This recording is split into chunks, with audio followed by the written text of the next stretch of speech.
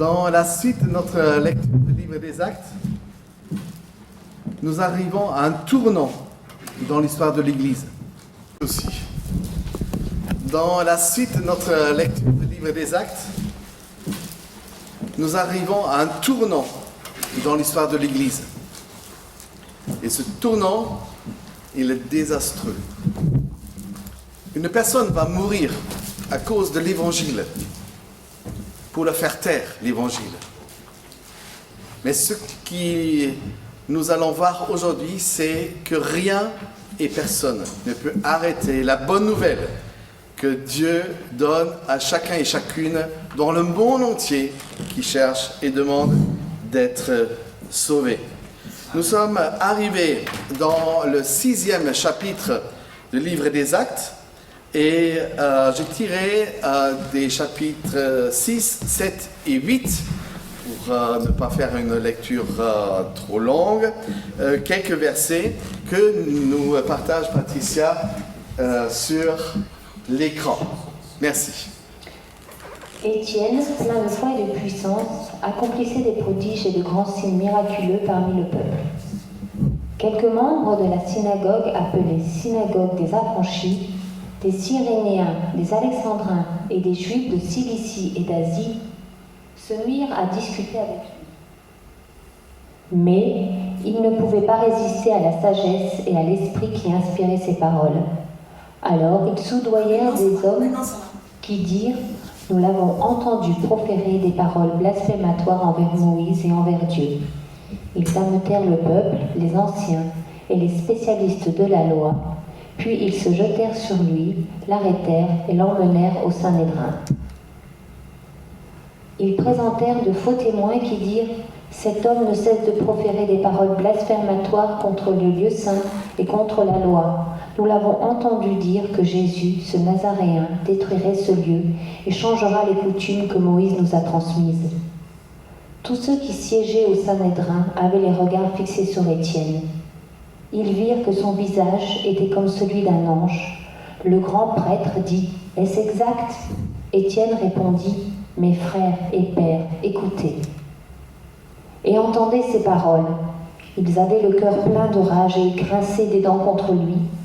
Mais Étienne, rempli du Saint-Esprit, fixa les regards vers le ciel et dit « La gloire de Dieu et Jésus debout à la droite de Dieu. » Il dit « Je vois le ciel ouvert et le Fils de l'homme debout à la droite de Dieu. » Ils poussèrent alors de grands cris en se bouchant les oreilles, se précipitèrent tous ensemble sur lui, le traînèrent à l'extérieur de la ville et se mirent à le lapider. Les témoins avaient déposé leurs vêtements aux pieds d'un jeune homme appelé Saul de Tarse. Ils jetaient des pierres à Étienne qui priait et disait « Seigneur Jésus, accueille mon esprit. » Puis il se mit à genoux et s'écria d'une voix forte « Seigneur, ne les charge pas de ce péché. » Après avoir dit cela, il s'endormit. Saul approuvait l'exécution d'Étienne. Ce jour-là, une grande persécution éclata contre l'église de Jérusalem, et tous, à l'exception des apôtres, se dispersèrent dans les diverses régions de Judée et de Samarie. Merci pour cette lecture. Si dans l'Église, nous trouvons plusieurs ministères, à la fois pour la conduire et pour la construire, l'exemple de cet homme appelé Étienne nous montre une fois de plus que annoncer l'Évangile n'est pas une affaire des évangélistes, des experts, de ceux qui ont peut-être aussi la parole facile. Annoncer l'Évangile est donné à chacun et à chacune. C'est l'appel de Dieu donné sur ta vie. Qu'importe les circonstances dans lesquelles tu dois vivre ou défendre ta foi, témoigne de la confiance que tu as en moi.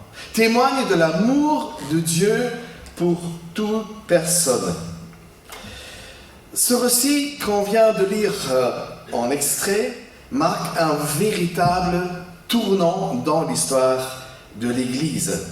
Jusqu'alors, l'Église était unie. Elle était l'unique Église chrétienne qui se trouvait à Jérusalem. Dans le monde entier, il n'y avait pas d'église du Christ. Elle était juste née, elle était juste fondée à Jérusalem. La mort d'Étienne, qui devient d'ailleurs le premier martyr mort à cause de sa foi, opère un changement radical. À cause de la persécution qui en suit, l'église de Jérusalem va être dispersée dans le monde entier. De cette persécution, nous sommes, les amis, les bénéficiaires.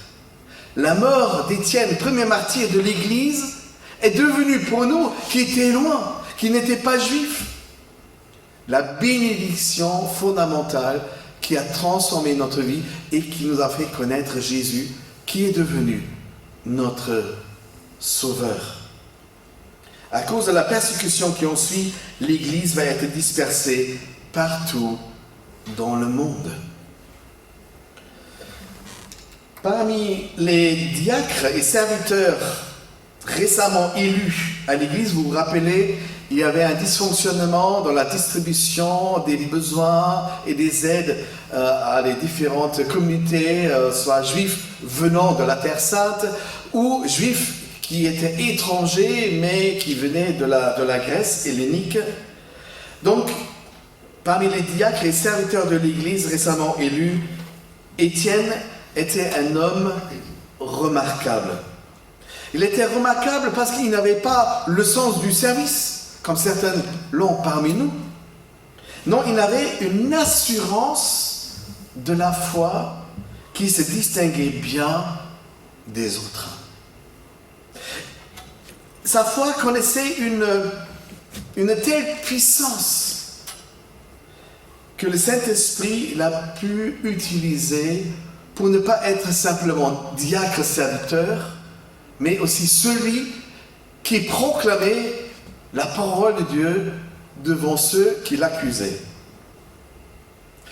Servant son Église comme diacre, il portait lui-même, juif helléniste, l'évangile dans les synagogues partout où il se trouvait.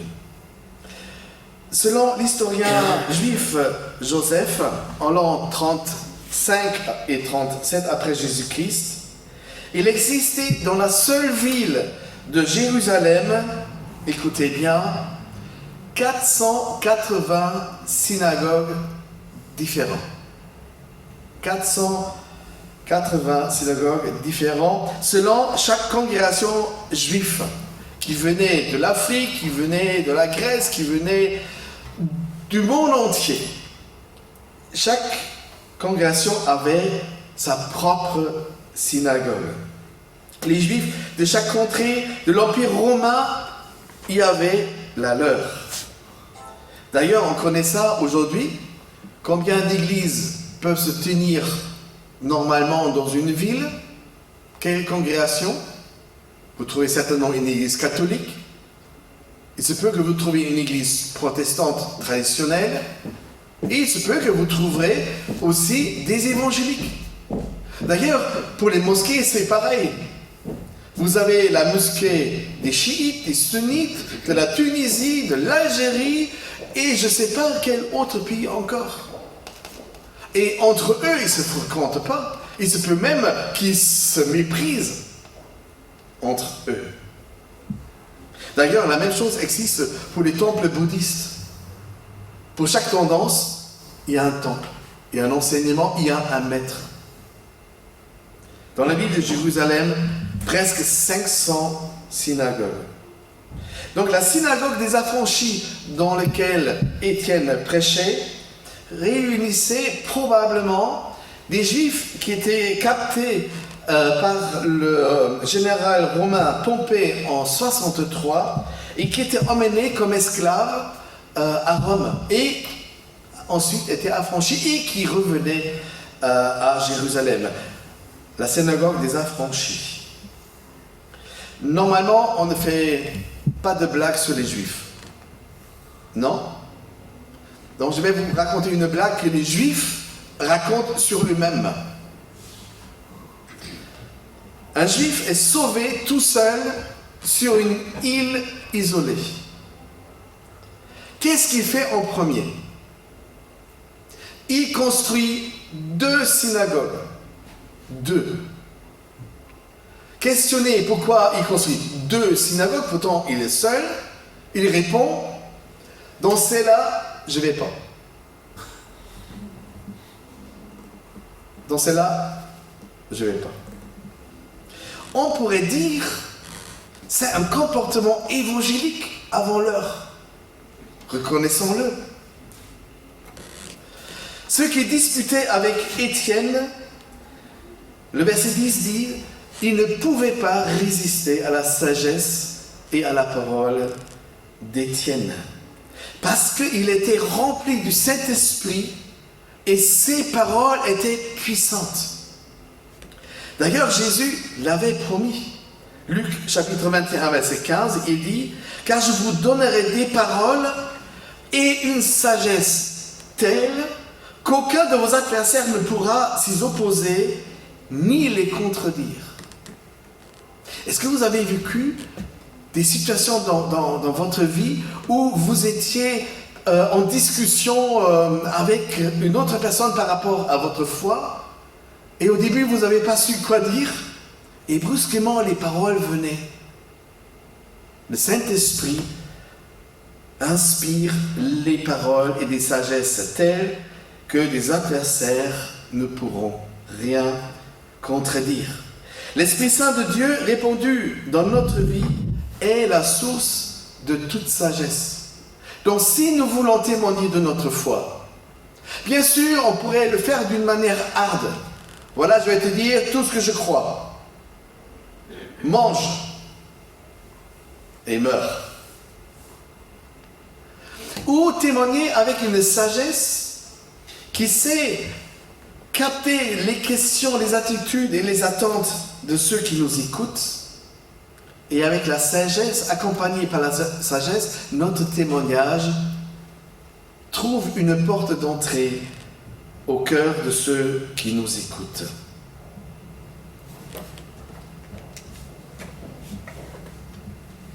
Vous, dans une situation pareille, est-ce que vous avez eu déjà une confrontation harde, conflictuelle, féroce? Est-ce que vous avez dû déjà défendre votre foi? Qui a dû déjà défendre sa foi auprès d'autres personnes? Ouais. Qu'avez-vous fait? Est-ce que vous avez baissé la tête en priant, Seigneur, envoie quelqu'un d'autre qui a la parole plus facile et une meilleure connaissance? Ou est-ce que vous avez dit, dans une prière de secours, Seigneur, inspire-moi la sagesse de pouvoir dire des choses que le Saint-Esprit veut que je dise. Je ne baisse pas mon regard. Non, j'ai aucune raison d'avoir honte. Au contraire, je suis fier de t'appartenir et je suis fier de porter le meilleur message que le monde n'ait jamais entendu. Donc soyez-vous courageux, courageuse à donner votre témoignage et à défendre votre foi. Nous n'avons pas à subir les moqueries ou des accusations. Nous avons une parole à dire. Nous avons un vécu qui devient notre témoignage. Les premiers chrétiens ont connu une très très forte et vive persécution de la part de leurs semblables. Ils venaient du peuple juif. Ils venaient de la foi juive. Ils étaient critiqués par la communauté dont ils sont sortis. Peut-être tu connais ça au sein de ta propre famille, dans ton propre pays, dans le groupe dans lequel tu vis, tu travailles. Ce sont très souvent les personnes avec lesquelles on était qui ne comprennent pas ou qui ne veulent pas comprendre, mais il a changé. Pourquoi il n'est pas resté tel qu'il était quand il était encore avec nous? Pourquoi il a voulu changer de camp? Pourquoi il a voulu changer, comme il y a quelques jours, une dame âgée me disait, mais pourquoi vous avez changé de religion? J'ai dit, madame, avec tout mon respect, je n'ai pas changé de religion. C'est toujours celle qui est chrétienne. Mais j'ai changé du regard que j'apporte sur la parole de Dieu. J'ai changé par rapport au regard de Jésus. J'ai changé par rapport au regard de ce qui était ma vie avant. Et aujourd'hui, je voudrais vivre dans la proximité avec l'union de Jésus. Mais si vous ne venez pas à l'Église catholique, mais vous n'aurez pas à être sauvé. Oui, c'est l'Église catholique qui le prétendent. Dans ce cas-là, non, je ne fais pas partie de sa façon d'être chrétien ou de vivre chrétienne. Mais ce sont les incompréhensions de ceux qui nous ressemblent, qui viennent de l'arrière-plan ou de la foi de l'Église chrétienne. Les premiers chrétiens étaient persécutés de la part des Juifs parce que les chrétiens considéraient Jésus comme non un prophète, mais du Fils de Dieu, venu de la part de Dieu, venu en personne de Dieu lui-même, témoigner de l'amour de Dieu, de partager le cœur de Dieu, même si cela lui coûterait la vie. Étienne, accusé devant la Cour suprême, donc le Sanhédrin, il est accusé de nier les fondements de la foi juive. Il se défend. Comment il se défend? Lui, il est juif. Donc, il commence à raconter et en dressant une grande fresque, l'histoire d'Israël, chapitre 7, dans lequel il présente d'abord une triple louange à la gloire de Dieu. Ensuite, il loue Moïse pour sa faveur et ses miracles et pour sa qualité et son accès au cœur de Dieu. Ensuite, il loue triplement aussi la loi de Moïse qui vient de Dieu, qui a été transmise à Moïse. Et enfin, Étienne loue le temple commandé par Dieu et construit par le roi Salomon, chapitre 7. Voilà ce qu'il montre. Il montre qu'à travers l'histoire du peuple juif, le salut se fait progressivement découvrir, ni par la loi et ni par les prophètes, mais qui aboutissait, et toutes les prophéties aboutissaient finalement dans la personne qui venait juste être crucifiée à Jérusalem. Jésus-Christ, ressuscité le 3e jour. Et il fait remarquer, à très juste titre, que c'est très souvent que Dieu opère le salut pour son peuple en dehors de la terre sainte. En tout cas, ce que les Juifs considèrent comme la terre sainte. Le salut du peuple s'opère souvent hors d'Israël. Et dit, rappelez-vous, l'histoire avec notre peuple a commencé à Jérusalem, dans le temple. Détrompez-vous, rappelez-vous, c'est qui notre Père spirituel à nous tous? Abraham. Il était où quand Dieu s'est adressé à lui? À Jérusalem. Il était au temple. Tout cela n'existe même pas. Il y avait un pays promis qu'Abraham n'a même pas vu ni connu. Pourtant, il a laissé tout tomber pour suivre l'appel de Dieu, pour aller vers la promesse. Il était en Mésopotamie, qui est aujourd'hui la région de l'Irak, l'Iran. Puis il passe outre par Joseph, fils de Jacob, qui par la méchanceté de ses frères était vendu comme esclave en Égypte. Où Dieu a sauvé son peuple. où le peuple commençait à finalement se constituer sur la terre sainte, avec un temple au milieu d'eux, ce qui faisait la fierté des Juifs. Non, c'était en exil, en tant que peuple esclave, que Dieu a appelé un nouveau sauveur, Moïse. Dieu peut sauver de la famine toute sa famille et il va devenir finalement un des pères du peuple d'Israël, Jacob.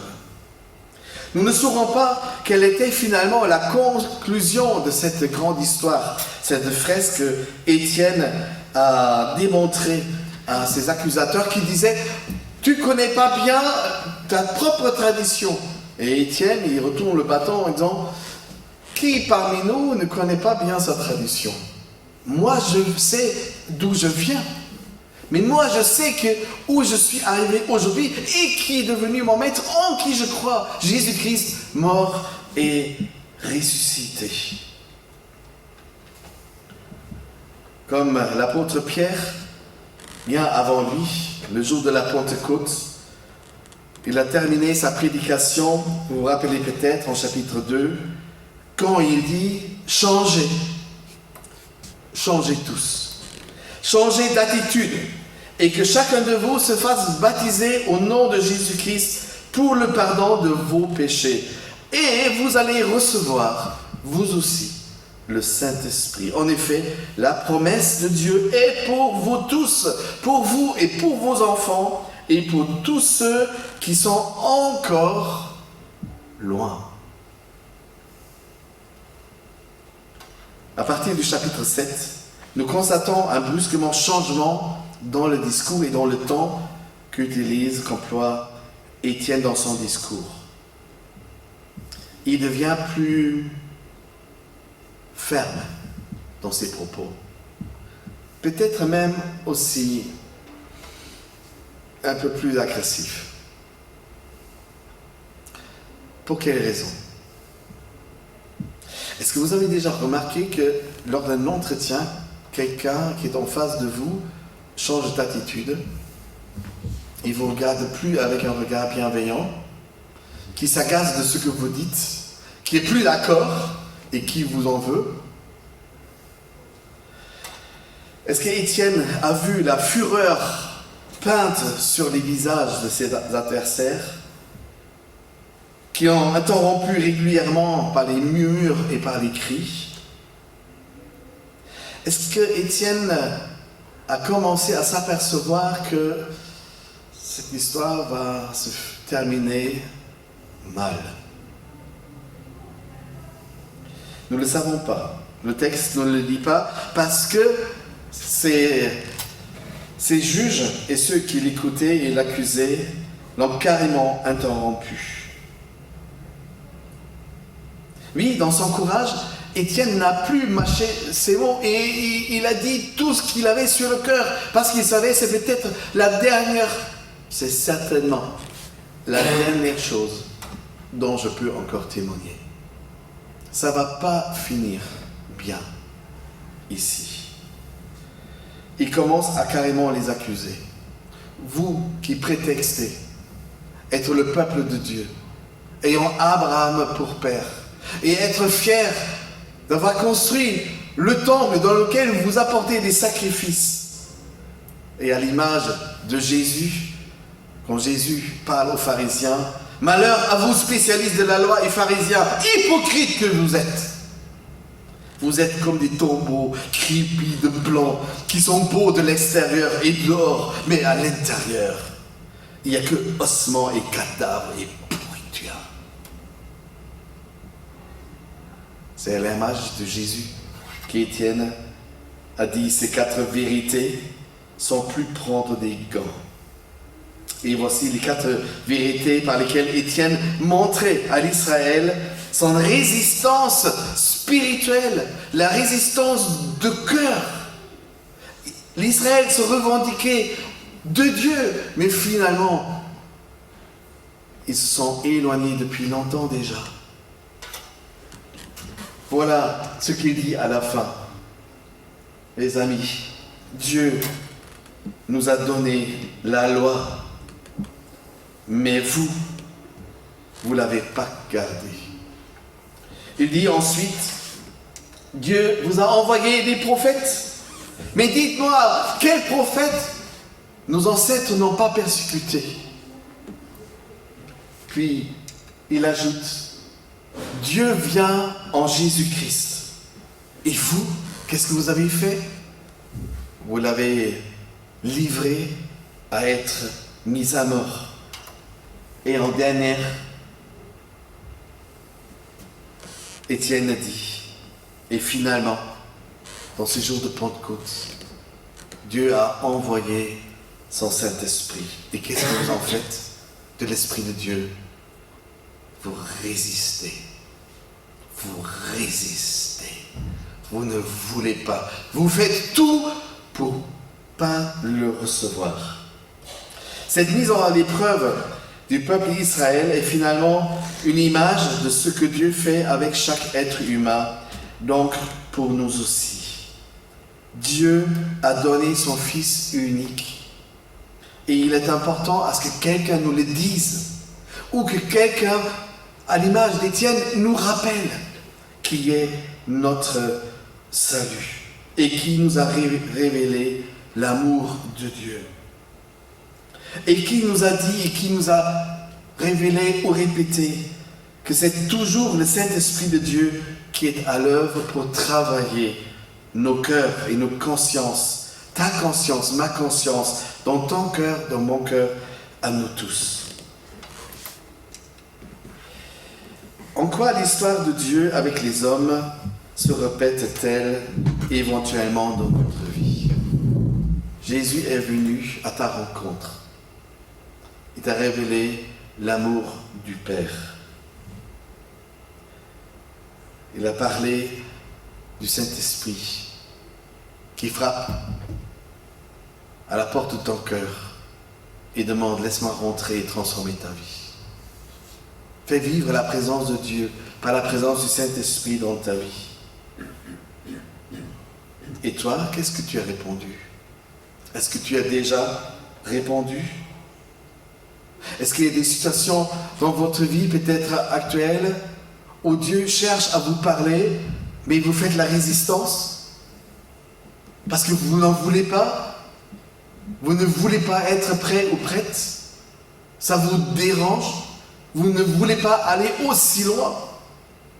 Vous aussi, vous connaissez des moments où vous faites résistance à Dieu? La mort d'Étienne, c'est ce message d'Étienne qui a été l'un des derniers avertissements de Dieu par la bouche d'Étienne qu'il a adressé à son peuple. C'était le dernier qui, en fonction de prophète, en fonction du témoin, appelait le peuple de Dieu de revenir auprès de son Dieu, et aimer sa parole, la mettre en pratique, ne pas gêner ni résister à l'Esprit de Dieu. C'était un dernier avertissement pour que le peuple ait encore la possibilité de retourner à découvrir la foi en Jésus-Christ. Être appelés comme des hommes aussi appelés au cou raide, aux incirconcis dans les cœurs et dans les consciences et surtout sur les oreilles. Tout se jetait sur Étienne. Il ne pouvait pas finir ce qu'il voulait dire. Tout s'est jeté sur lui. Il le traînait en dehors des murs de Jérusalem et le lapidait. Est-ce que vous avez remarqué les derniers instants d'Étienne face à l'inévitable? Il est question de la paix, qu'une grande paix venait sur lui. Et cette paix en lui était l'anti-image de la fureur, de la furie sauvage de ses accusateurs.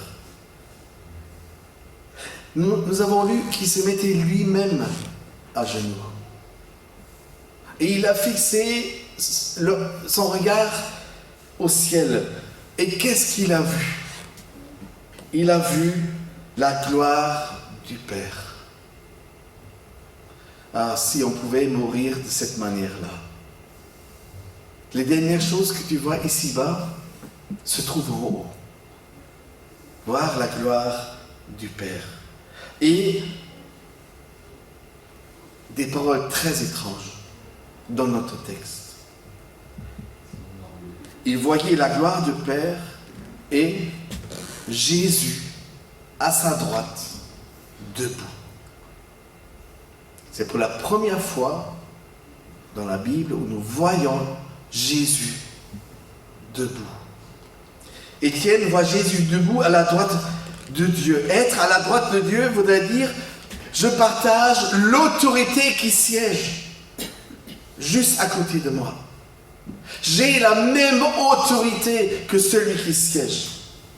J'ai la même puissance que celui à côté de qui je suis. Jésus le Sauveur est souvent représenté dans l'art, assis sur le trône, n'est-ce pas? D'ailleurs, ainsi on va le retrouver à la fin des temps, assis sur le trône. Il est souverain, il est maître, il a tout pouvoir, il siège. Mais à la mort du premier martyr, de la première personne de l'Église, de son Église, il ne peut plus rester assis. J'imagine comment il saute de son trône, il se met debout, tellement il est indigné. Mais peut-être c'est aussi pour venir au-devant d'Étienne en disant « Je me lève pour toi. Ce que tu dois traverser, je compatis. Parce que moi, je l'ai vécu. Peu de temps encore. Maintenant, c'est ton tour. Ce n'était pas mon destin pour toi. Mais sache que je suis debout pour t'accueillir. Waouh! J'ai une chair de poule. J'ai une chair de poule. Jésus va venir au-devant du martyr pour l'accueillir. Nous aussi, nous devrons avoir le regard fixé sur Jésus plutôt que sur les circonstances. D'ailleurs, on vient de le chanter. Vous vous rappelez? Notre confiance va au-delà des circonstances que je dois traverser. Oui, ce que je vis est réel. Oui, ce que je dois vivre est peut-être même cruel. Mais ça ne change rien par rapport à ma foi. Ça ne change rien par rapport à ma confiance que j'ai en Dieu. Au contraire, les circonstances reconfortent ma foi en disant qu'importe ce que je dois vivre, mon Dieu est souverain. Et même si je devrais mourir ici, je sais qui m'accueille. Je sais vers qui je vais. Est-ce que tu portes aussi une telle certitude, une telle confiance dans ton cœur? Est-ce que notre perception de ce que Dieu fait pour notre vie est peut-être, ah oui, Dieu va me protéger d'une manière ou d'une autre? Vous le croyez? Détrompez-vous. Combien de chrétiens sont morts n'ayant pas renié leur foi? Ils sont morts parce qu'ils n'ont pas renié leur foi. Combien de chrétiens meurent encore aujourd'hui à cause de la foi dans le monde entier? Dieu n'envoie pas d'anges. Dieu ne dresse pas un mur en disant voilà, les adversaires vont rester de l'autre côté. La souveraineté de Dieu et sa puissance se trouvent dans la foi de ceux et celles qui traversent les difficultés. Dieu sauve. Dieu te sauvera des situations dans lesquelles tu vas physiquement périr. Mais il te sauvera parce que rien ne peut l'arrêter d'accueillir. Qu'importe les circonstances, les amis, Non, Dieu n'est pas le grand assureur qui m'assure contre tout pépin qui peut m'arriver dans ma vie. Mais il rassure ma foi et sa relation avec lui. Et si nécessaire, il se met debout pour toi en disant, je viens au-devant de toi. Ce que tu traverses, on va le traverser ensemble. Cette opposition a pris finalement la vie d'Étienne. Et ceux qui l'ont lapidé ont certainement cru que maintenant c'est fini. Celui qui témoigne de la parole de Dieu n'est plus. On l'a tué. On lui a bien fermé sa gueule. Il y a quelqu'un qui croyait qu'en clouant Jésus sur la croix, le Sauveur, c'était fini. Il fallait que faire mourir Jésus et tout le plan de Dieu pour le salut du monde et pour chacun serait un échec. J'ai tué le Sauveur avant qu'il puisse sauver. Juste à temps. Vous voyez, c'est le diable qui a pensé ça. Tout son but était de tuer le Sauveur. Et voilà, Jésus était bien cloué sur une croix, non? Mais il était bien mort pendant 3 jours, non? Et puis il est ressuscité. Vous voyez? Le salut, c'est pas que la mort que nous soyons préservés de la mort. Parce que la mort, pour nous, c'est qu'un passage. Je meurs et je traverse. Et j'arrive. Jésus-Christ debout pour toi, pour t'accueillir. Les adversaires cherchent à réduire l'évangile, le mettre au silence. Et c'est tout le contraire qui se produit. La mort d'Étienne a servi, finalement, par la persécution qui suivait, à répandre l'évangile de Jésus-Christ dans le monde entier, partout. Et c'était grâce à une dispersion forcée.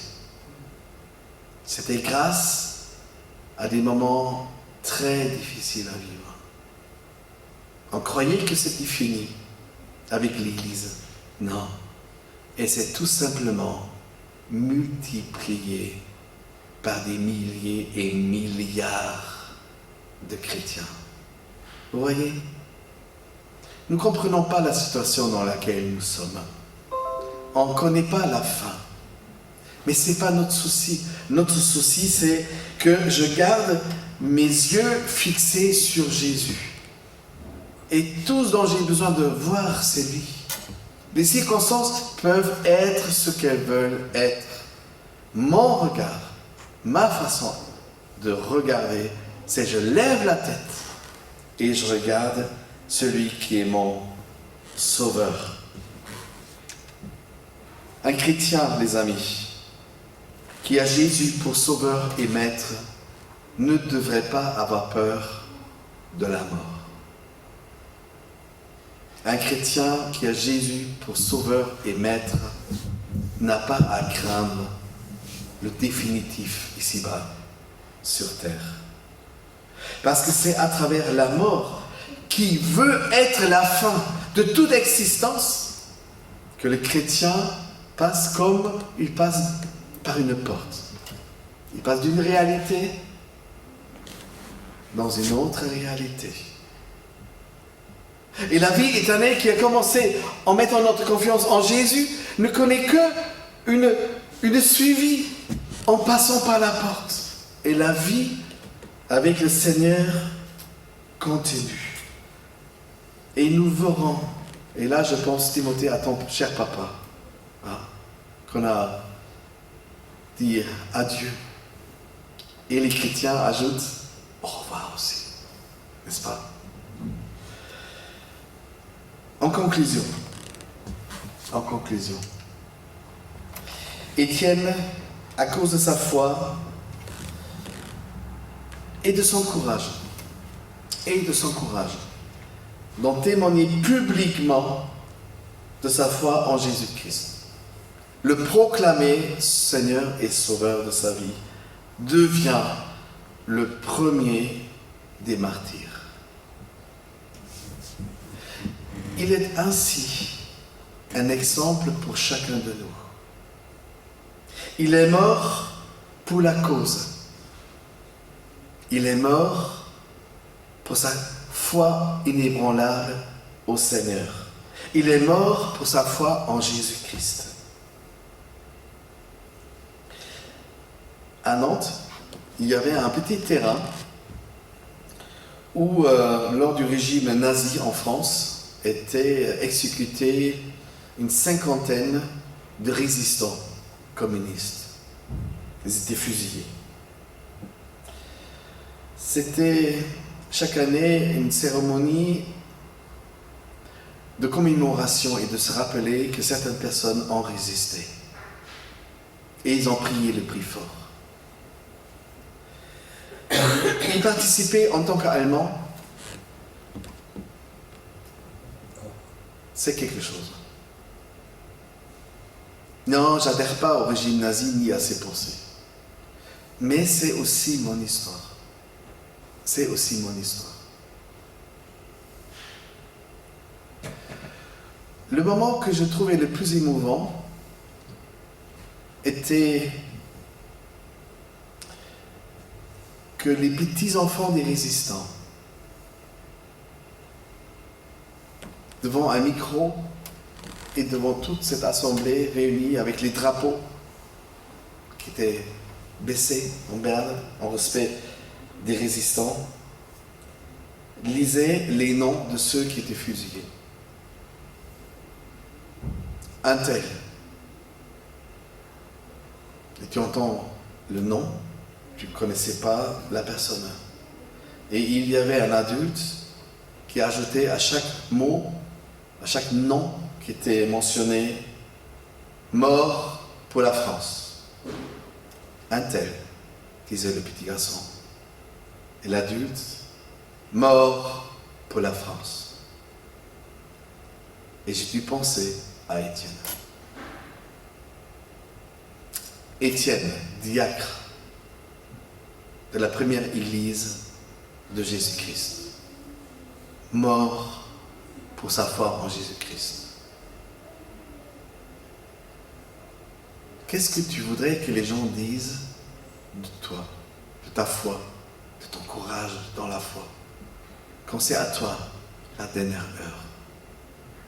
Est-ce qu'ils vont reconnaître que tu meurs dans la paix, avec une confiance totale, que même dans cette situation, dans ces circonstances, Dieu saura te garder et même te conduire à la vie éternelle? Pour quelle foi tu voudrais être connu? Qu'est-ce que tu souhaites que ceux qui viennent d'après toi disent de ton courage et ta foi en Jésus-Christ? Et j'entends mon propre nom, Olaf Genet. Oui, je suis prêt. Mort pour sa foi en Jésus-Christ. Ce serait un grand honneur. Ce serait un grand honneur. Remarquez qu'il y avait à la fin mentionné le nom d'un autre jeune homme. Un jeune homme qui se meurt à cause de sa foi. Un autre jeune homme, il est très très content. Son nom est Saul de Tarse, un pharisien qui voulait faire carrière. Et c'est presque amusant, si je peux me permettre le mot, que la vie d'un jeune homme est ôtée, et juste à cause de cet homme qui meurt, Étienne,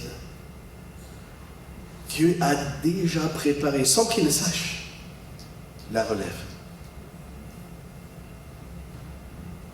Le premier martyr meurt lapidé sous les pierres. Et à côté, Dieu prépare le plus grand apôtre que l'Église n'ait jamais connu. Waouh! Vous voyez?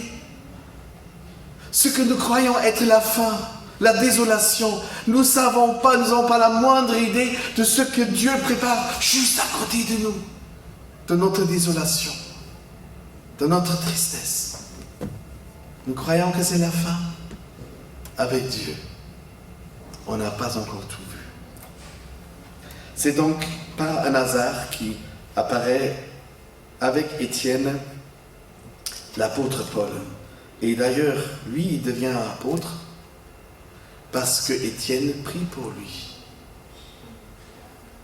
Les dernières paroles d'Étienne sont celles-ci, à l'image de Jésus sur la croix. Seigneur, ne les charge pas de ce péché. Et Jésus dit sur la croix, Père, pardonne-leur, ils ne savent pas ce qu'ils font. Et finalement, cette prière est devenue une semence dans la vie d'une autre personne. Et c'est pas pour rien, et avec cela je termine, qu'on dit, c'est le sang des martyrs qui est la semence de l'Église. C'est le sang des martyrs qui est finalement la semence de l'Église. Gardons nos yeux fixés sur Jésus et rappelons-nous ceux qui sont passés devant nous en nous inspirant de leur exemple et de leur foi. Parce qu'un jour et un moment, ça va être peut-être notre tour. Qu'est-ce que sera ta foi dans de telles circonstances? Prions. Seigneur, je te remercie pour la vie et pour l'exemple qu'a laissé Étienne. Et oui, je voudrais lui ressembler. Inspire-moi des paroles remplies de sagesse pour convaincre, pour emmener des personnes qui se demandent de qui tu es.